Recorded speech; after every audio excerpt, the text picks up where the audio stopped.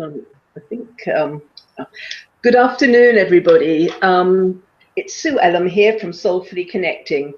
I've got the great pleasure of interviewing Jan Moore today. Jan is an empowerment, mindset, and manifestation mentor, and she works in the fields of personal and spiritual development. So hello, Jan. Lovely to see you today. Hi, Sue, and it's lovely to be here, out in sunny Colorado. You're it's not too bad in London today, but we've had some sunny weather, but obviously not up to your standards. I'll have to explain to everybody ahead of time, Jan and her internet connection is a bit dicey at times, so sometimes you'll see her, sometimes you won't, sometimes she'll freeze, sometimes you'll be visible, so please bear with us on that. But her voice is very clear, so and that's the main thing. So Jan, who are you? Who is Jan Moore? Well, I guess your question is more about who I am than what I do, although I'd like to cover both things. And, you know, I'm a great believer in we're here to explore our beings, not just our doings. So I guess from a personality point of view, my passion is really to help people to step into their power, the true power that they have, not the illusion that they've been programmed to believe in. And my journey has really been exploring that thoroughly myself. And as I'm an absolute sponge to learning, and I've been fascinated by psychology and by spirituality and various different philosophies that you could call religion, but which I prefer to look at as more different spiritual teachings, to really get a deeper understanding about humanity and about who we are as spiritual beings having a human existence. And I really believe that people have far more power than they think they have. And I see my role as really helping them to discover the true self that they are, not just for its own sake, but also to help them to fulfill the purpose that they have in being here. I'm a great believer in exploring spirituality, but in a very grounded way and in a way that applies it to living the physical life that we are here to experience. So it's really about using that spirituality, the energetic power that we have, directed towards fulfilling the unique purpose that every single person has. So it's been an interesting journey for me because I was brought up in a very conventional way. My mum was a very strong woman. She was left to bring up three of us when I was 7. My father left us and I never saw him again, never knew where he was or what happened to him. And she always impressed me with her strength of character and the fact that she really faced this and took responsibility for this. But it was still in a very conventional way of get a good education. You know, she supported me as a girl just as much as the boys. There was absolutely no discrimination in terms of what girls could do versus what boys could do. And I grew up very much in almost with that masculine environment of my older brothers. But so I spent the first 50 years of my life really conforming to that third dimensional conventional view. It was really in 2004, I think, that my journey on a spiritual level really started. And it was actually through my horse, which came to me very miraculously and took me on a journey which led me down a very spiritual path. And that's where I started to really feel compelled to find out more about spirituality, about reincarnation, and was led to discover the law of attraction through The Secret, as most people do. And my career, just to digress for a moment, my career was for over 20 years in IT. And I was a very logical, analytical person. And so when I discovered the law of attraction, it was at a very difficult time of my life when I was having a lot of problems on a personal level, and I was looking for a solution for these problems.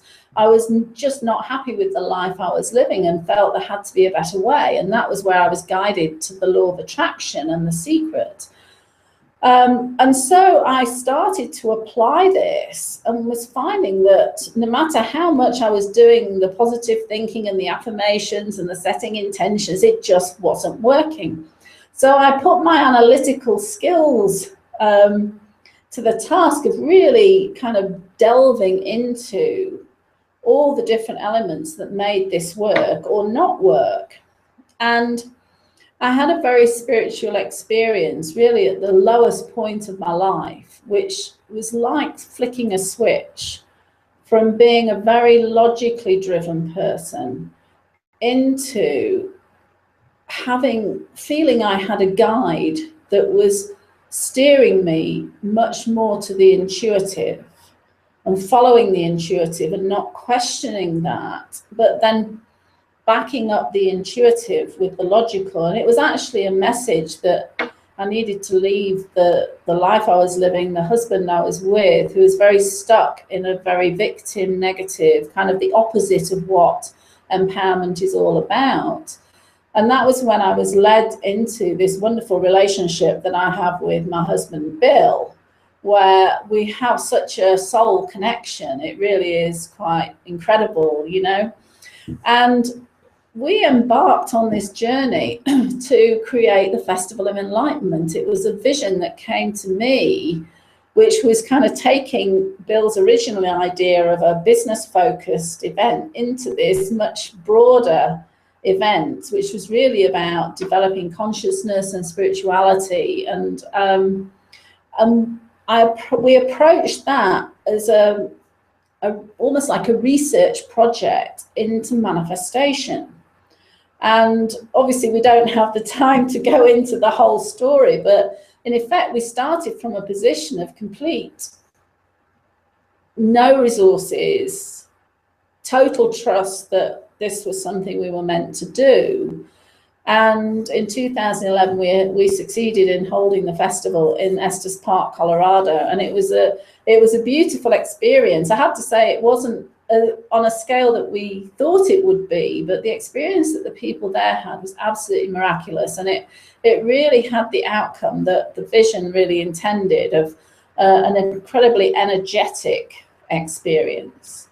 And it was during that time that I really evaluated who I was and what my purpose was. And it was from that I really developed the start, at least, of the Empower Your Life program, because I looked back on my life and all the different experiences I'd had and the kind of roles that I'd played, and realized that throughout my life, even though I'd been in different professional positions throughout, I had always focused on developing my team, on mentoring, on, you know, really helping those people to achieve the things that they wanted to achieve. And it was like this aha moment of, yes, this is what I'm meant to do. And so really what I'm doing now has developed from all these different elements coming together into, for me, a vision of who I am and what I'm here to do. And also all the factors that I've put together from that kind of analytical approach of the process I can take my clients through in order to get to that level of empowerment, that they do fulfill their purpose, they do live a prosperous life, they have that love, joy, peace, and abundance, which is really the ultimate spiritual purpose that we're here to achieve. I find it very interesting because a lot of people seem to think that the spiritual life is a bit fluffy, and that it's people wandering around with feathers and angel wings and all this sort of thing all the time, and there's no practicality to it. And I've come across that quite a lot, and there's that kind of assumption that you're a bit airheaded.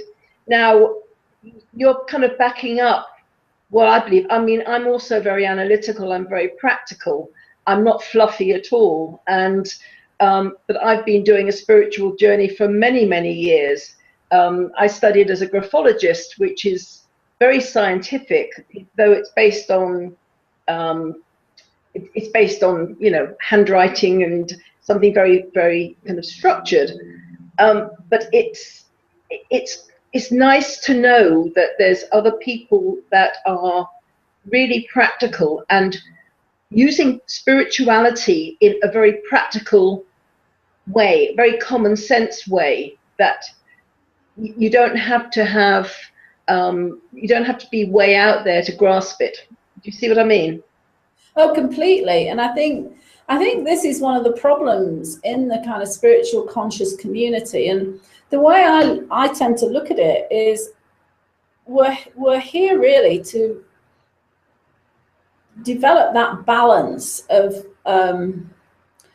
the left brain, the right brain, the divine feminine, the divine masculine, you know, the logical, the intuition. And these things need to work together. I mean, this is why I tend to be against positive discrimination around women, for example, because to me, the answer to the imbalance between the male and the female is not about putting more women in, because unfortunately, a lot of the women in those positions of power are completely masculinized.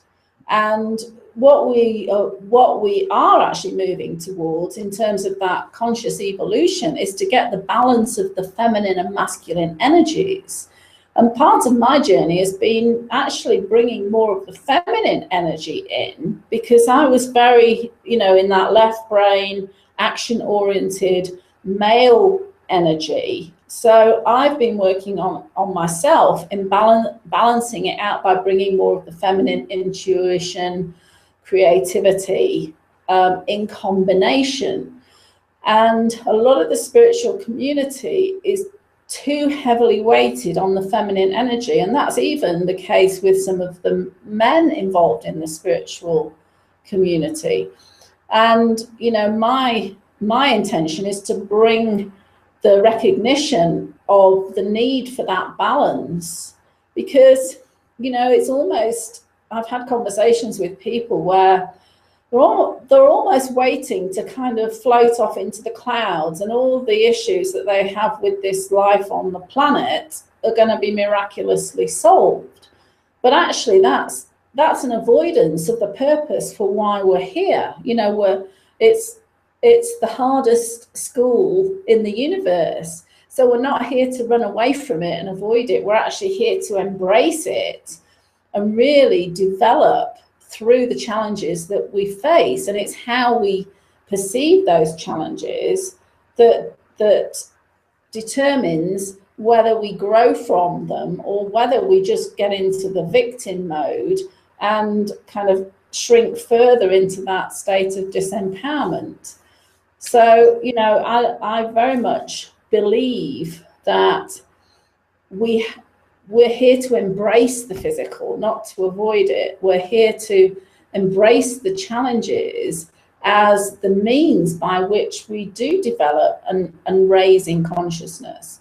And I believe in actually using a lot of the spiritual practices actually in every moment, in every day. You know, I've talked to many people who can go off and meditate and have a wonderful spiritual experience, but as soon as they get back into the traffic jam or the supermarket queue, it's like they lose that equilibrium. So by teaching people that mindfulness of being present, being conscious of the thoughts, of the emotions, and really taking charge of themselves and having that inner peace in order to create that outward piece and the outward results. And when I say that, you know, when you get into that state of being, it has an incredible power and energy behind it.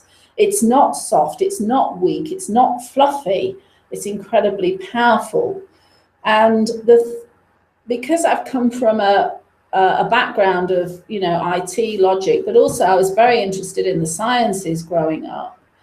What I like to look at as well is not just the spiritual, it's actually the scientific validation that actually brings the empirical proof, if you like, of the power of consciousness, because this is the key.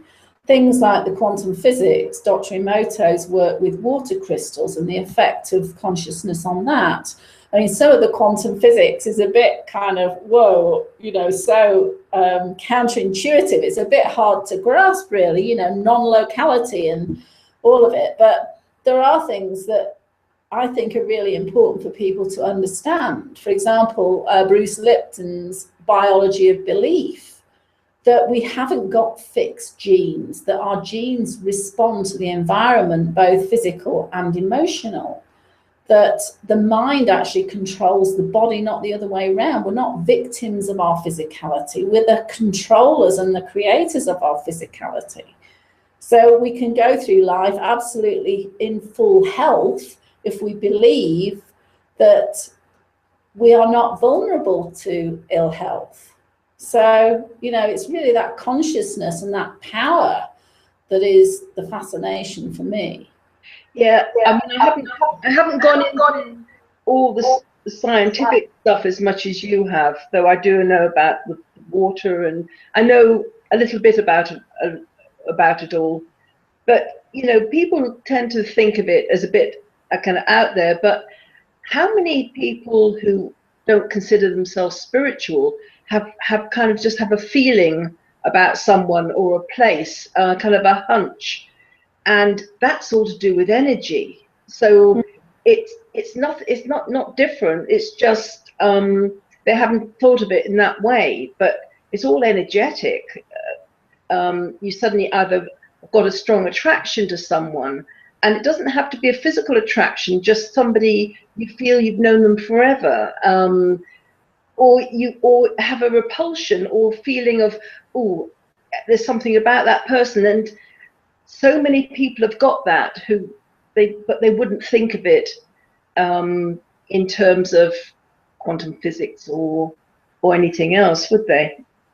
No, I think sometimes they, or often, they don't consciously take note of it.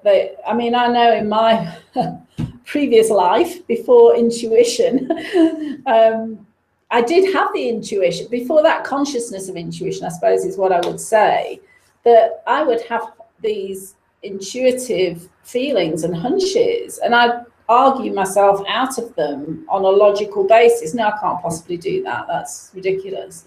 And actually, you know, the point is your intuition knows so much more, your higher self knows so much more than your kind of human consciousness. And now I allow, you know, I really trust the intuition and use the logic. Once my intuition has said go in this direction, then it's the logic of, okay, now what do I need to do to achieve that? So it's not that logic isn't important, it's getting it in the right sequence. So trust that intuition. And, you know, I tell people, well, if you're not really sure how to act, what step to take, do nothing. Wait for the answer to come. And that's very counter what we're taught. Take action, action, action, you know, just do things.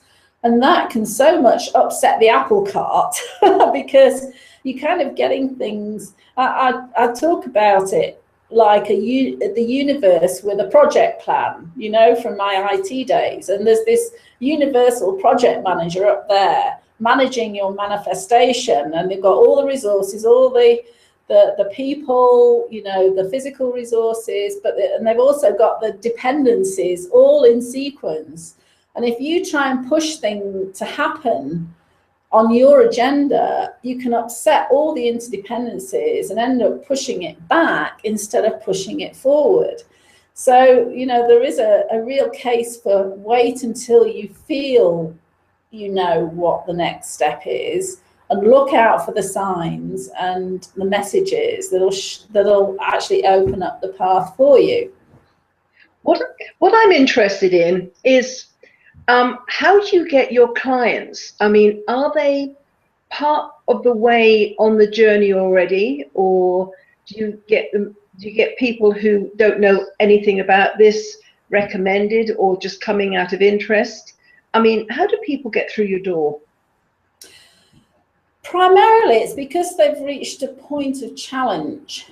I mean, I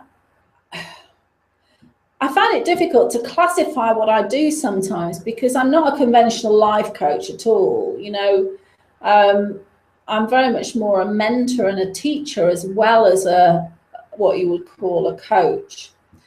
And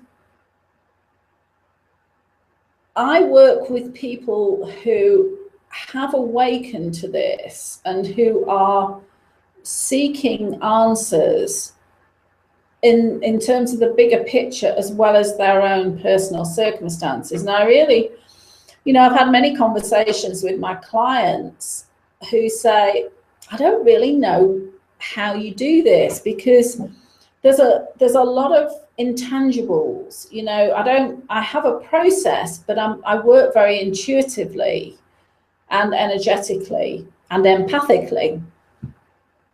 And what I help my clients to do is to really get an understanding of who they are and what is happening to them in terms of the bigger picture and the bigger purpose and things like this. So it is always people who have an interest in the consciousness spiritual. I can't work with people who are not open to questioning and exploring, because it's just counterproductive. So they do have to be already kind of starting on this path in order to really get the benefit, and be open to accepting things that are probably the opposite of what they've been taught to believe. Yeah, bit shell shocked. People get quite a bit shell shocked when they first realize that it isn't a lot of hooey, as they say, that there's actually a very solid base. Yes. And yes, I what you're saying about the law of attraction, it is what you believe, what you know inside yourself. You can talk and say affirmations until you're blue in the face, but if you don't truly believe it, then and it is a process, isn't it? You kind of you manifest £20 or dollars, and then you think, oh, it does work, and then you can get further and further as you go along.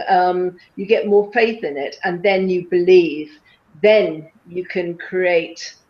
And it's not more.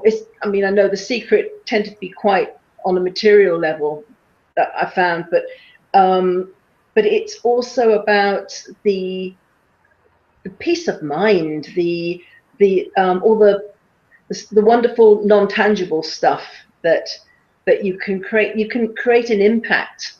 So that's what I find fascinating about it. So what are the particular challenges you face, Jan, in the work that you do?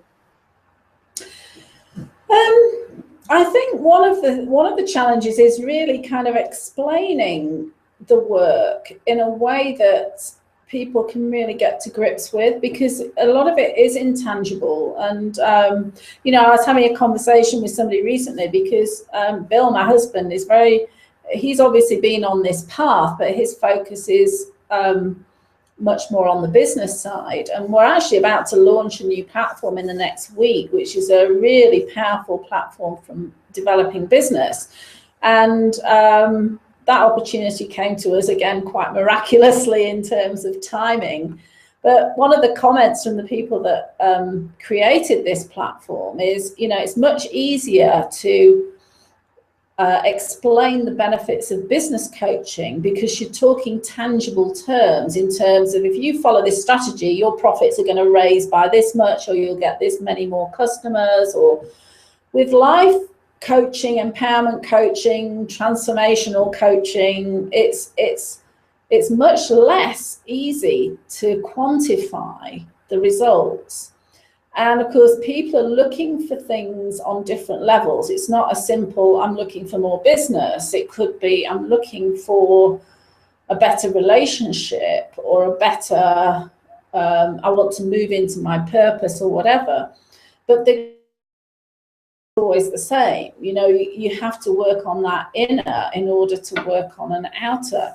And interestingly, my latest client actually found me through the internet, looking at what I'd written, and it's actually in Japan, of all places, really kind of connected with the energy and the philosophy that I was putting out.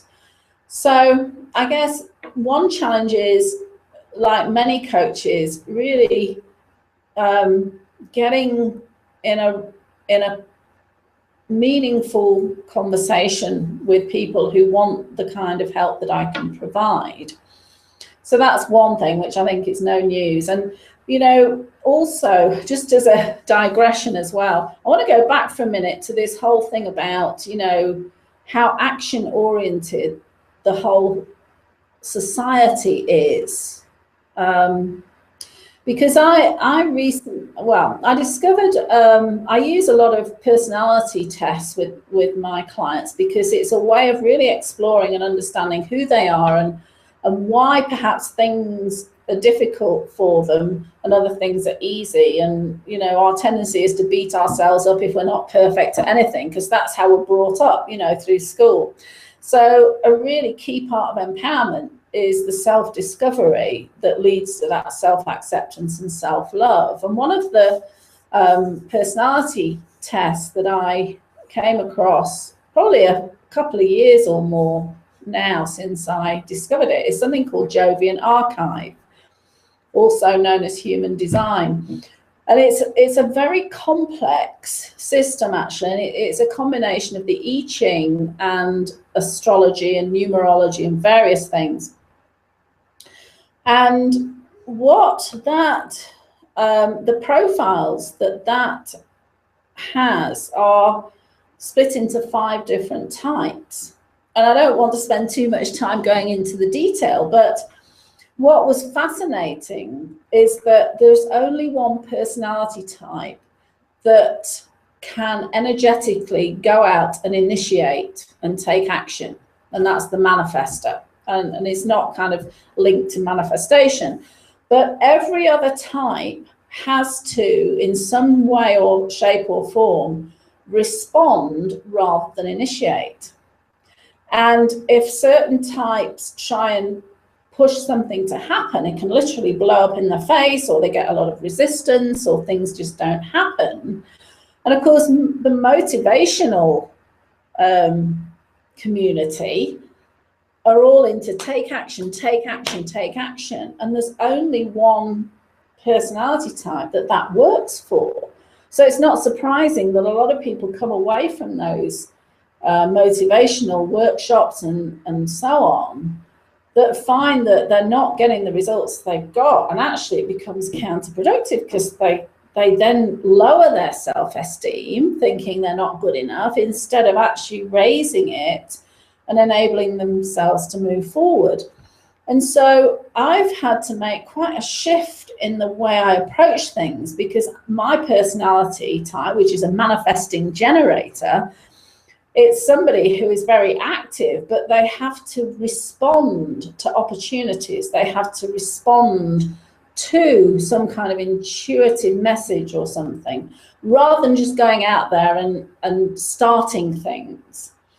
And interestingly, since I've kind of acknowledged and accepted that difference on an energetic level, I found that doors have started to open and opportunities have come to me, and I've been invited onto platforms and interviews, and all sorts of things, and clients have found me rather than me feeling I've got to go out and find them.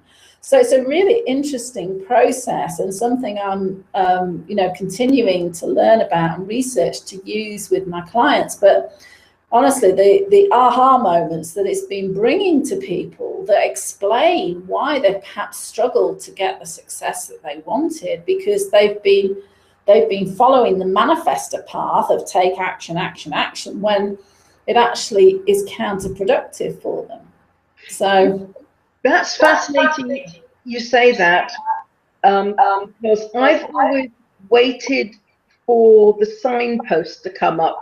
And I know that people that are close to me, they think, well, why don't you get this done? You should do this, you should do that. And something in it feels like a physical, I get drawn back. I don't have the enthusiasm. And then maybe a few days later or a week later, suddenly the enthusiasm comes and I move forward at quite a speed.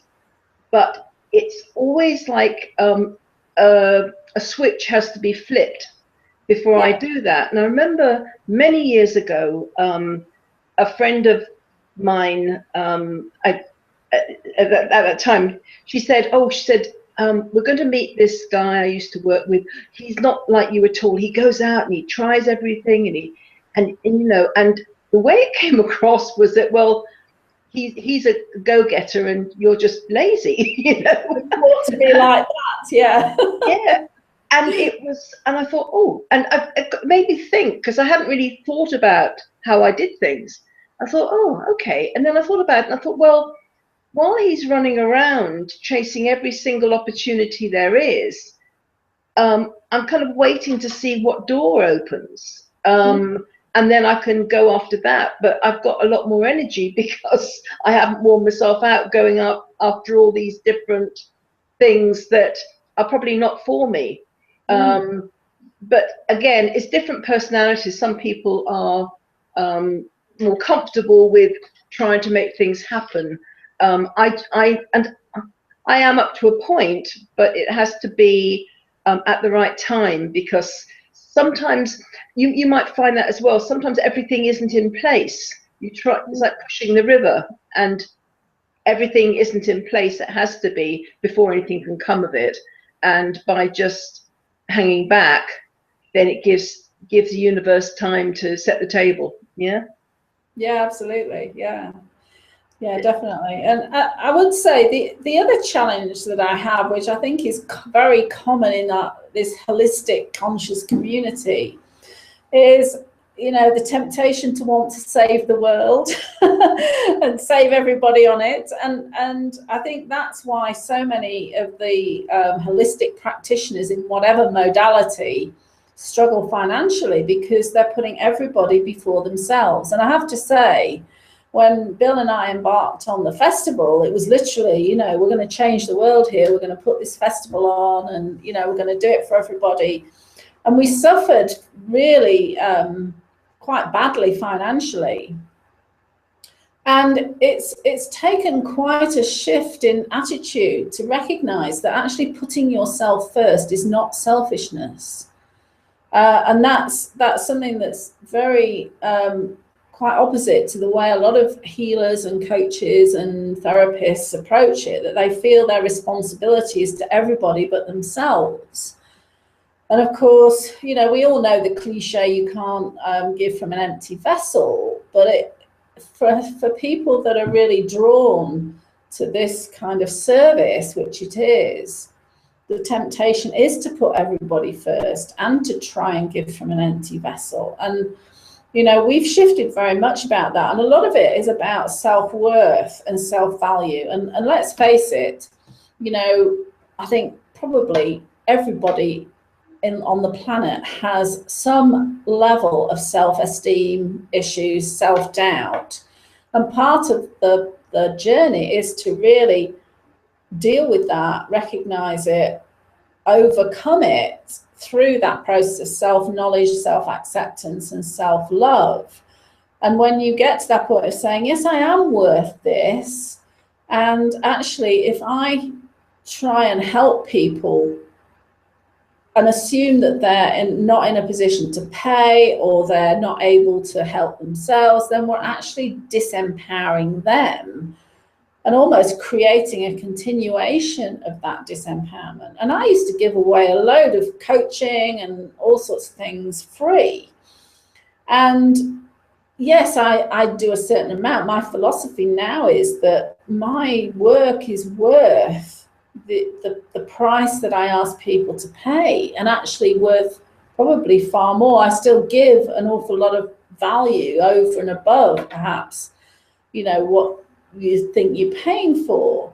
But it becomes a much more equal transaction then of giving and receiving. And I think that imbalance between giving and receiving, and that you give, and almost put a barrier up to receiving, is where a lot of the practitioners really need to work on that, to say, actually, I am doing a fantastic job, I'm giving real value, and I deserve that abundance to come to me in recognition of the value that I'm giving. Yeah, I totally agree with you on that. I'm a reader, and I found that sometimes if I've given readings for free, they haven't been valued the same way as when people make an exchange. And it doesn't have to be money. I used to do the festivals, and I'd give it a reading sometimes in exchange for a crystal or something like that.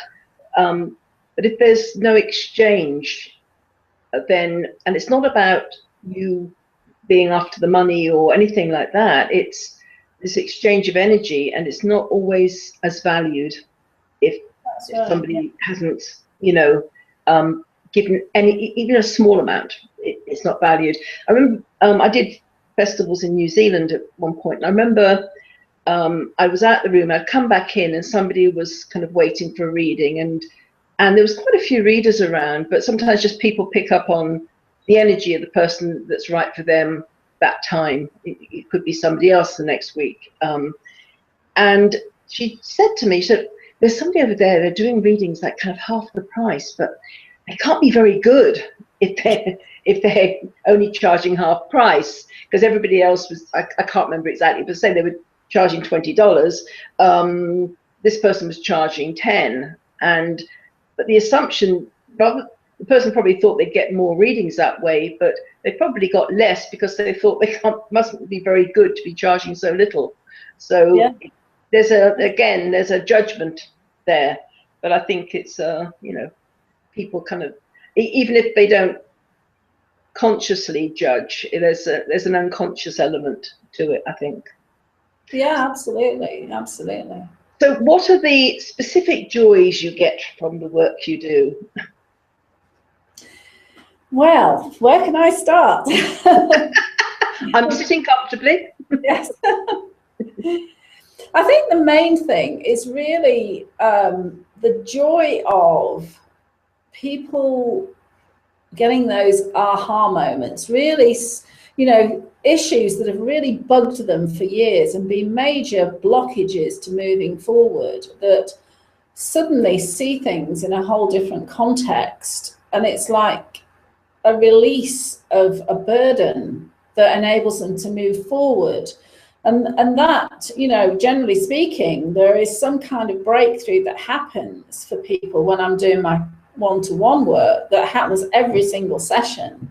And that's really what I find so rewarding, to actually have people feel so much better and so much lighter and much more accepting of themselves and able to see much more of their purpose, and be in a position to move forward and really step into that and achieve it.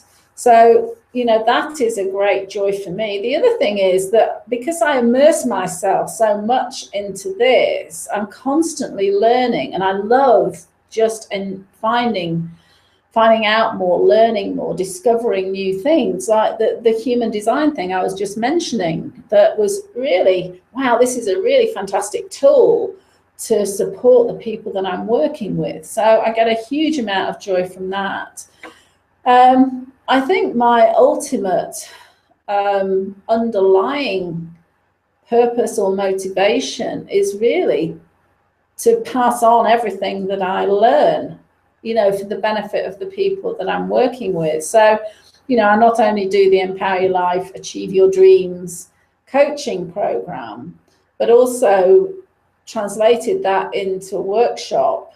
And we actually did a 7,000-mile road trip last year, starting in April, where we delivered the workshop around the Western US and got absolutely wonderful responses from people and ratings from everybody that came along. So I enjoy actually delivering the teaching in that way. And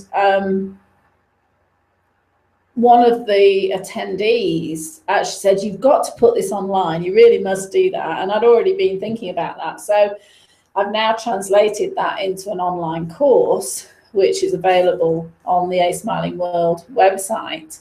And also I enjoy writing as well. I've just written 2 ebooks. One is called the Dream Achievers Success Kit. And that's really about the process of how to set goals in the right way to manifest the things that you want, how to create the right kind of plans, how to implement them in the right way that's in alignment with those universal laws. And I've also put together another book called Empowered Manifestation, which I'm just about to release, which is really putting together the 7 principles and processes involved in manifestation. And so it's really about, the joy I get is learning more about this myself, is passing it on to people so that they can learn and implement it, and to really work closely with people as well and help them move forward in their life in a way that really brings them joy and enables them to address the inevitable challenges that come up in a very positive and empowered way. And also to find their own life purpose, I suppose, as well. Well, that's one of the processes I take them through. I mean, the program that I've developed is really in 3 different stages. It's 3 different modules, if you like. And the first one is really dealing with the negative. It's looking at all the things that we carry with us that tell us that we're not good enough, or we've got fears or limiting beliefs and everything else. And that really looks at seeing the experiences that have created those beliefs in a different light. And I have a process called the power of neutrality, which is really about non-judgment. It's saying everything is neutral. It's only when we assign a meaning to it that we decide if it's negative or positive. And, you know, in my own life, and I would bet in your life, there have been lots of situations that have seemed really bad at the time and yet have been absolutely essential in order to either make space or to create some shift that takes you into a much more positive place. So it's really looking at these and saying, what was the purpose of that experience, and shifting that belief system about themselves that has been dragging them down and holding them back. And then I work on accentuating the positive. So this is the self-discovery phase of the personality tests, and taking people through a process of really examining all the different aspects of their life in getting clarity about how those skills are pointing them towards the purpose that they have. And that really came out of the experience I took myself on in discovering my role as mentor, coach, teacher, and so on. And then the third stage is actually saying, okay, now you're getting a much more positive perception of yourself. You've got a clearer idea of what your purpose is at the moment, and our purpose shifts, you know, as we evolve.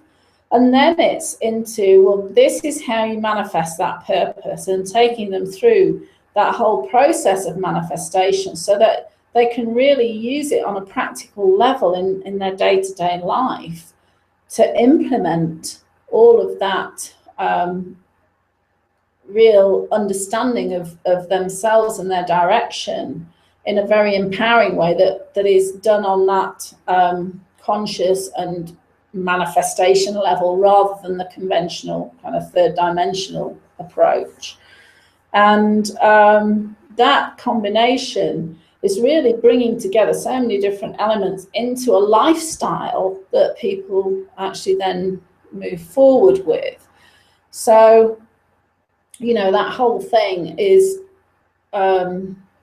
really a whole philosophy for life, if you like, because you know, you were saying before about the law of attraction and The Secret being quite kind of materially oriented, you know, more about, oh, I'm going to get a big house or I'm going to get a better job or something. But, you know, the point I make in the program is that this is actually an evolutionary path. It's a raising of consciousness, and that in order to become master manifestors, to kind of use a cliche, it's about raising consciousness and changing your mindset into a whole different level. And the point is that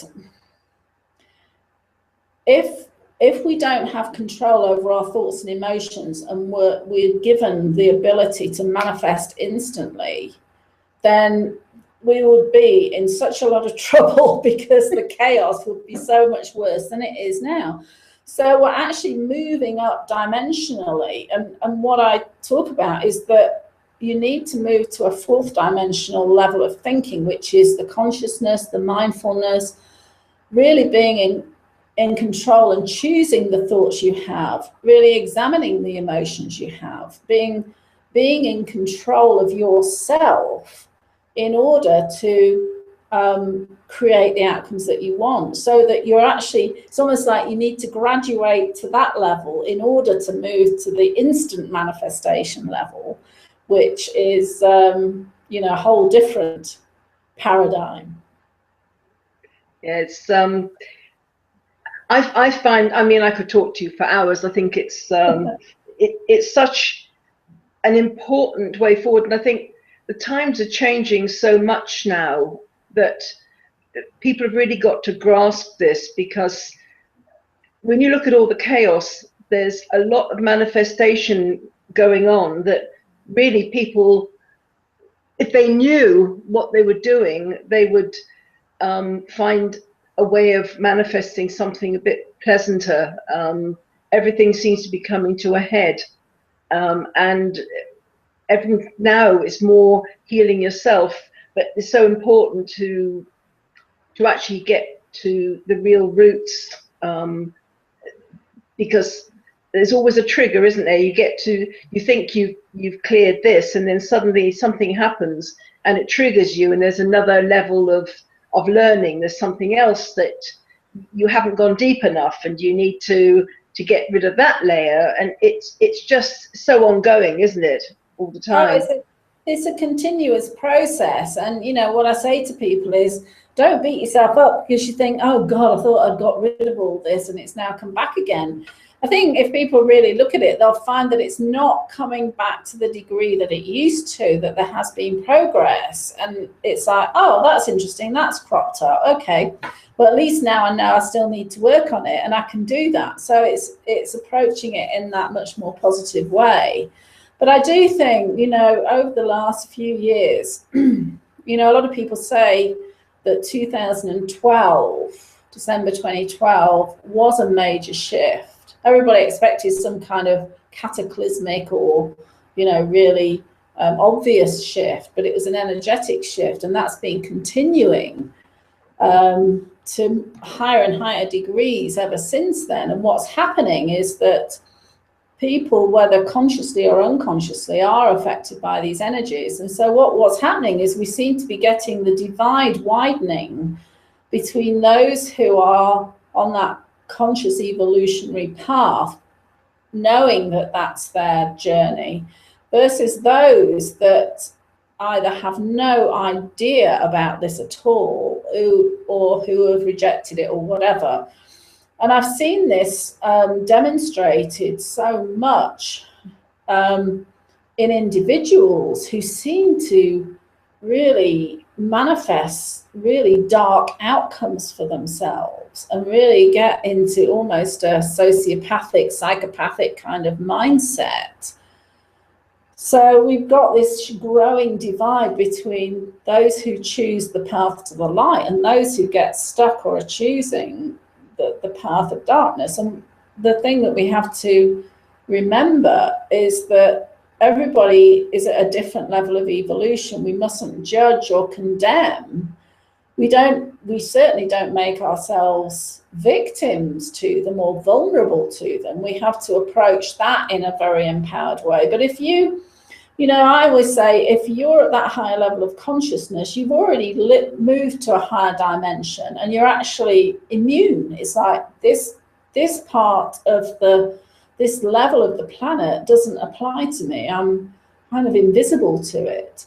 So I think we have to accept that there's still a large population that are stuck in that egoic world of reaction, aggression, confrontation, victimhood, and that's just where they are on their evolutionary path, and may well have to go through multiple lifetimes in order to get to a higher level. That's fine. But as long as I keep my focus in the direction that I'm going and on the outcomes that I want to see in terms of the planet, the universe, everything, then we can use that power of the collective consciousness to really move our reality in the direction that we want it to go.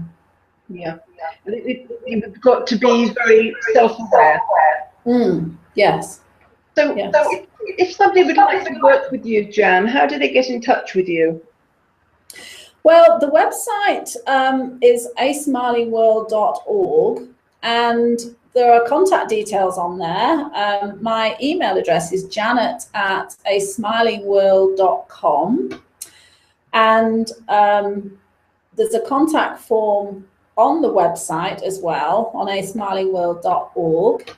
And I do offer a free discovery session. I always like to have a session with everybody to begin with, because it's very important to me that we have a rapport, that we establish that there actually is a good relationship there, that we can work together and I can really understand and make the recommendations as to how we proceed. And, I do have the full program, but I don't kind of force people through the sausage machine. Whatever is that particular outcome that somebody wants or issue that they're facing, then it's really about working together at the right pace, focusing on the right things that are going to get them the results that they want, in a shorter time as possible. So it's janet@aSmilingWorld.org and janet@aSmilingWorld.com. The website is aSmilingWorld.org, and you can get a free download of my Dream Achiever Success Kit there as well. And there's articles and blogs and so on. So that sounds really good. I assume you do quite a lot by Skype, yeah? Yes, either phone or Skype, because I've always worked remotely with people. I find it actually works really well, because I feel as though it's less kind of intrusive or threatening for people, because when people are going through emotional things, sometimes if they're face to face, they can feel a little more inhibited, whereas with that bit more of a distance, and I find I can then tune in to the answers, the suggestions, the energy, all of that intuitively, without kind of a distraction of the face-to-face situation, if you follow me. Yeah. So I kind of have this sacred space that I go into, away from all the technology, or as much as possible, when I do the session. So I'm turning on the intuitive connection to people, rather than have it disturbed by other distractions. So Yeah. Jan, it's been wonderful talking to you. As you can see, it's getting darker here because I'm gradually fading into the background. Jan is one of our very valued authors on soulfully connecting. So she's written a number of articles which you can find. Just go to www.soulfully-connecting.com and you will find Jan from the blog, and you can read some of the very insightful articles she's written. Jan, thank you so much for taking the time to sit inside when you've got the sunny Colorado weather. And it's been really a pleasure talking to you. Yes, and I've loved it too, Sue. It's been absolutely wonderful. So thank you very much for having me. It's been great. My pleasure, and I'll look forward to further communication with you. That's great. Okay, so this is Sue Ellam, Soulfully Connecting, signing off, and so it's goodbye from myself and goodbye from Jan Moore of aSmilingWorld. Goodbye, everybody.